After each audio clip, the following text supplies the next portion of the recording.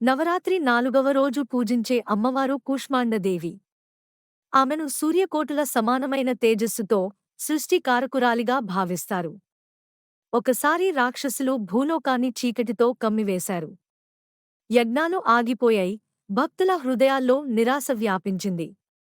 దేవతలు ప్రార్థిస్తూ, లోకానికి వెలుగు నింపగలది, చీకటిని తొలగించగలది నువ్వే అమ్మా అని కూష్మాండను స్తుతించారు.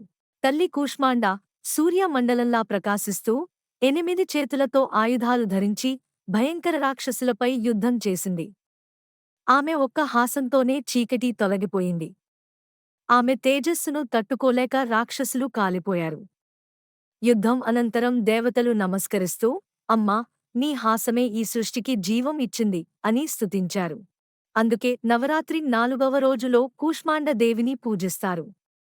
ఆమె ఆశీర్వాదం వల్ల భక్తుల జీవితాల్లో ఉత్సాహం, ఆరోగ్యం, వెలుగు నిండిపోతాయి.